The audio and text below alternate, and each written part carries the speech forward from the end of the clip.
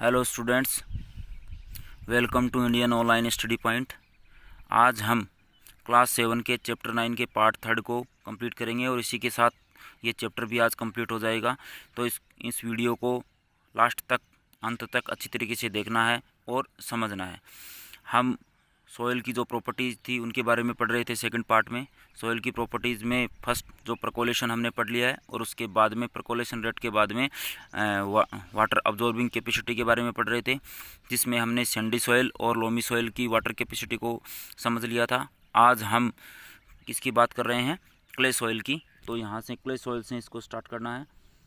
The clay soils with low water absorbing capacity, इसकी water absorbing capacity कम होती है। Do not allow the water to percolate through them, और इसकी वजह से जो इसकी परकोलेशन की रेट है वो कम होती है। किसमें? क्ले सॉइल के अंदर। आज हम सॉइल एंड क्रॉप्स की बात करेंगे। सॉइल एंड क्रॉप्स मतलब मिट्टी और उससे संबंधित जो फसल है उसकी हम बात करेंगे। In India not all regions have the same type of soil. India के अंदर मिट्टी है वो एक प्रकार की नहीं होती है। Some areas have clay soil, some have loamy soil and other have sandy soil. India के एक क्षेत्र में, भारत के किसी एक भाग में लोमी सॉइल है तो दूसरे में दूसरे प्रकार की मिट्टी जैसे सैंडी हो सकती है या फिर क्ले हो सकती है। फिर crops grown in Sandy soil, उन क्रॉप्स की बात कर रहे हैं जो कि सैंडी सॉइल में आसानी से ग्रो कर सकती है, जैसे कि थॉर्न है, कैक्टस है, विसेस है। ये सारी आसानी से सैंडी सॉइल के अंदर ग्रो कर सकती है। इसके अलावा बाजरे का उत्पादन भी इसमें किया जा सकता है। तो इसको हम कहाँ से कहाँ तक करेंगे? Sandy soil, crops grown in Sandy soil. फिर इसके बाद में Sandy soil is not fit for most of the crops. ये सभी प्रकार की जो फसलें होती हैं उनके लिए उपयुक्त नहीं है। अधिकांश जो फसलें होती है वो इसमें नहीं लग सकती है। जैसे कि यहाँ से सम से लेकर sandy soil is not fit for most of the crops, यहाँ तक करने के बाद में some thorns, cactus and bushes do grow on sandy soil. Millets can also be grown on sandy soil. बाजरे का उत्पादन इसमें आसानी से किया जा सकता है। Crops grown in clay soil, crops grown in clay soil से यहाँ से स्टार्ट करेंगे। Clay soil is best suited for paddy as it can retain water for a longer time and is rich in minerals. जो clay soil है वो best suited होती है किसके लिए? पेडी के लिए, क्योंकि इसमें वाटर होल्डिंग कैपेसिटी ज़्यादा पाई जाती है और जिनमें वाटर होल्डिंग कैपेसिटी ज़्यादा होती है वहाँ पर ऐसी फसलें आसानी से लगाई जा सकती है जिनको ज़्यादा पानी की ज़रूरत होती है, जैसे कि चावल, और इसमें मिनरल्स की मात्रा भी ज़्यादा होती है।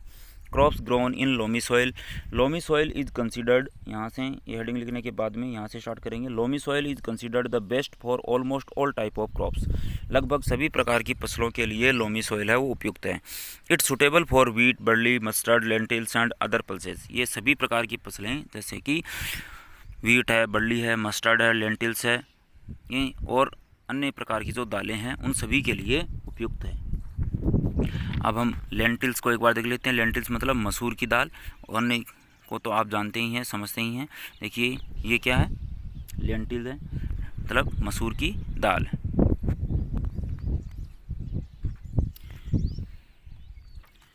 सॉइल एंड क्रॉप्स में हमने तीनों के बारे में पढ़ लिया है। अब जो मिश्रित होती है, मतलब मिक्स होती है, सैंडी और लोम दोनों के मिश्रण से बनी हुई जो सैंड है वो किस में आएगी? सैंडी लोम में।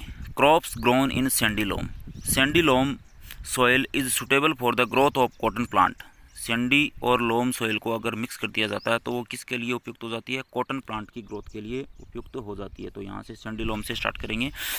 Sandy loam soil is suitable for the growth of cotton plants as it can easily drain water and is well aerated. इसमें आसानी से वाटर है वो ड्रेन हो सकता है और ये वेल एरेटेड होती है, मतलब इसमें हवा है वो इन जो सॉइल के जो पार्टिकल्स होते हैं उनके बीच में भरी हुई होती है। Fruits and vegetables are also grown in this soil, fruits और वेजिटेबल्स है वो भी आसानी से इसमें ग्रो करवाए जा सकते हैं, लगाए जा सकते हैं। फिर सोइल एरोजन, सोइल एरोजन को हमने समझ लिया था। सोइल एरोजन किसको कहते हैं? जिसमें जो अपर कस्ट पार्ट है किसका, अर्थ का, इसमें सॉइल पाई जाती है, उसमें ऊपर वाले भाग का हवा के द्वारा या पानी के द्वारा एक जगह से दूसरी जगह तक चले जाना क्या कहलाता है, सॉइल इरोजन कहलाता है। तो इसमें हम यहाँ से स्टार्ट करेंगे। The removal of top soil by either strong winds, flowing river water और rain is called soil erosion.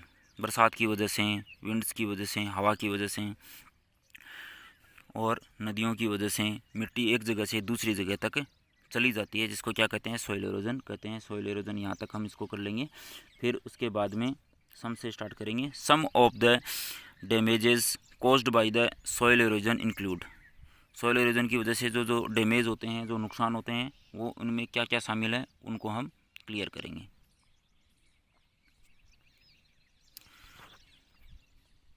तो यहाँ से loss of the soil fertility, soil की फर्टिलिटी है वो ख़त्म हो जाती है। क्यों? क्योंकि ऊपर वाले पार्ट में ह्यूमस पाई जाती है और ह्यूमस एक जगह से दूसरी जगह जाने से, जहाँ से ये मिट्टी का कटाव हुआ है वहाँ पर, मतलब सॉइल इरोजन हुआ है, वहाँ पर फर्टिलिटी कम हो जाती है, मिट्टी की उपजाऊ क्षमता कम हो जाती है। फिर उसके बाद में increased frequency and intensity of the flooding, यहाँ पर बाढ़ आने का खतरा बढ़ जाता है। तो ये डैमेजेज हैं, नुकसान है, किसकी वजह से, सॉइल इरोजन की वजह से। फिर है कोजेज ऑफ सॉइल इरोजन, यहाँ से हेडिंग लिखेंगे causes of soil erosion.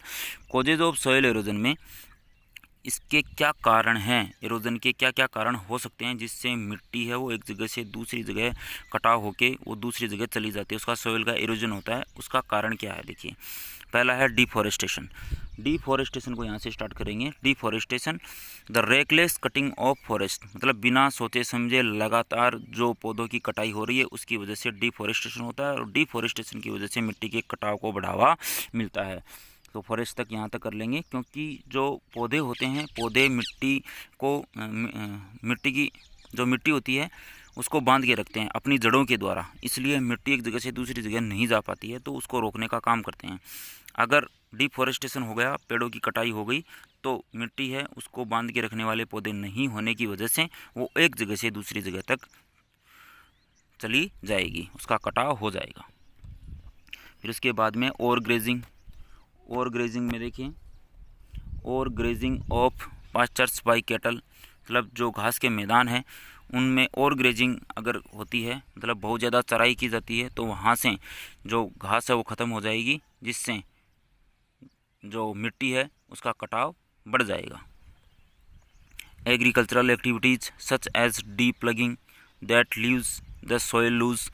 Agricultural activities जिसमें क्या किया जाता है, डीप प्लगिंग की जाती है। डीप प्लगिंग की वजह से, डीप प्लगिंग मीन्स मतलब गहराई तक हल चलाया जाता है, तो उसकी वजह से मिट्टी है वो बहुत ज़्यादा लूज़ हो जाती है, और लूज़ होने से क्या होगा, मिट्टी की पकड़ कम हो जाएगी और वो हवा के माध्यम से या बरसात होती है या नदियों के माध्यम से एक जगह से दूसरी जगह आसानी से चली जाती है। तो ये इसके क्या है, कारण है। फिर इसके बाद में अगला कारण क्या है, the forest fires caused due to human negligence. Forest जंगलों में लगने वाली आग की वजह से भी क्या होता है, पौधे जल जाते हैं, पेड़ पौधे जलने की वजह से मिट्टी का कटाव बढ़ जाता है। यह सॉइल कंजर्वेशन, सॉइल को हम कैसे कंजर्व कर सकते हैं, बचा के रख सकते हैं। तो सॉइल कंजर्वेशन में हम सबसे पहले ये हेडिंग लिखेंगे, सॉइल कंजर्वेशन। उसके बाद में the process of protecting soil from any damaging activity and erosion is called soil conservation. वो प्रोसेसेस जिनमें हम प्रोटेक्ट करते हैं किसको, सॉइल को, किससे, डैमेज होने से, और उसके कटाव को रोकते हैं, तो उसको क्या कहते हैं, सॉइल कंजर्वेशन कहते हैं। मतलब हम कंजर्व करके रखते हैं, मिट्टी को सुरक्षित रखते हैं, उसको डैमेज होने से बचाकर और उसके कटाव को रोककर हम उसको इसी प्रोसेस को क्या कहते हैं, कंजर्वेशन कहते हैं। Soil can be conserved by the following methods. Soil को हम आसानी से कंजर्व कर सकते हैं निम्नलिखित जो तरीके हैं उनके माध्यम से। सबसे पहला तरीका कौन सा है, प्रिवेंटिंग ओवर ग्रेजिंग, मतलब हमें पशुओं की अधिक चराई को रोकना चाहिए। पशुओं के द्वारा अगर अधिक चराई की जाएगी पास्चर्स की या घास के मैदान की, तो क्या होगा, सॉइल कंजर्वेशन नहीं हो पाएगा। इसलिए हम सॉइल को कंजर्व करने के लिए, बचा कर रखने के लिए और ग्रेजिंग को रोकना चाहिए। फिर है planting more trees and grass, ज़्यादा से ज़्यादा पेड़ पौधे लगाने चाहिए और घास लगानी चाहिए। फिर है constructing dams and river embankments, constructing dams बनाने चाहिए। डैम्स के अलावा एम्बैंकमेंट्स तैयार करनी चाहिए, जिससे मिट्टी है वो एक तरफ से दूसरी साइड में, एक जगह से दूसरी जगह नहीं जा पाएगी और मिट्टी का कटाव नहीं होगा और मिट्टी सुरक्षित रहेगी। यहाँ पर देख सकते हैं, देखिए हम कंस्ट्रक्शन ऑफ डैम और रिवर एम्बैंकमेंट, इसमें देखिए जो पानी है उसको एक साइड में रोक दिया गया है और दूसरी साइड में मिट्टी है। तो अगर ये पानी है वो मिट्टी के संपर्क में आएगा, उसके कांटेक्ट में आएगा, तो उसको बहाकर एक जगह से दूसरी जगह ले जा सकता है। इसलिए इसको संपर्क में आने से रोका जाता है। किसकी वजह से? रिवर एम्बैंकमेंट या डैम बनाने की वजह से। स्टेप फार्मिंग हिली एरियाज़ के अंदर, जो पहाड़ी क्षेत्र हैं उनके अंदर स्टेप फार्मिंग को काम में लिया जाता है। इसमें स्टेप फार्मिंग के अंदर स्टेप बाय स्टेप बहुत सारी जो इस तरीके से इनको अरेंज कर दिया जाता है कि कृषि क्षेत्र की छोटी छोटी पट्टियाँ बन जाती है और ये कृषि क्षेत्र की जो छोटी छोटी पट्टियाँ हैं इनमें पानी है वो 1 बाय 1 करके फिल होता है। तो इससे पानी है वो बहकर सीधे एक जगह से दूसरी जगह नहीं जाता है। अगर पानी बहकर जाएगा तो मिट्टी को भी साथ में लेके चला जाएगा, जिससे मिट्टी का कटाव होगा और इसी को हमें रोकना है। तो स्टेप फार्मिंग के द्वारा हिली एरियाज़ के अंदर मिट्टी के कटाव को या उसकी फर्टिलिटी को रोका जाता है। इस प्रकार से हम सॉइल को क्या कर सकते हैं, उसकी जो फर्टिलिटी है उसको कंजर्व करके रख सकते हैं, उसको बचा सकते हैं। तो ये चैप्टर है आज हमने कंप्लीट कर लिया है। इसमें हमने क्या पढ़ा है? आज हमने जो सॉइल की जो प्रॉपर्टीज़ थी उसके बारे में पढ़ लिया, उसके बाद में सॉइल और क्रॉप्स के बारे में पढ़ लिया है, मिट्टी और उसमें किस किस प्रकार की फसल लगाई जा सकती है उसके बारे में पढ़ लिया है और फिर मिट्टी के को कैसे बचाया जा सकता है, कंजर्वेशन कैसे किया जा सकता है उसके बारे में हमने पढ़ लिया है। तो जो कंजर्वेशन के जो तरीके हैं सिर्फ उनके नाम आपको याद कर लेने हैं। प्रिवेंटिंग और ग्रेजिंग का मतलब है बहुत ज़्यादा पशु चराई होती है उसको रोकना। Planting more trees and grass, बहुत ज़्यादा पौधों को और घास को लगाना। Constructing dams and river embankments, dams और एम्बैंकमेंट बनानी चाहिए। स्टेप फार्मिंग को काम में लेना चाहिए, कहाँ पर? हिली एरियाज़ के अंदर। तो इस प्रकार से हम सॉइल कंजर्वेशन कर सकते हैं। आज हमने इस चैप्टर को कंप्लीट कर लिया है। नेक्स्ट पार्ट में, नेक्स्ट जो वीडियो सेशन होगा उसमें हम चैप्टर 10 को पढ़ेंगे, उसके चैप्टर 10 के फर्स्ट पार्ट को पढ़ेंगे। अभी तक अगर आपने चैनल को सब्सक्राइब नहीं किया है तो सब्सक्राइब कर लीजिए, बेल आइकन को प्रेस कर लेना है, जिससे किसी भी प्रकार का नोटिफिकेशन, जैसे कोई वीडियो अपलोड किया जाता है तो उसका नोटिफिकेशन आप तक पहुंच सके, और लाइक और शेयर करना भी नहीं भूलना है। आज के लिए इतना ही। Thank you.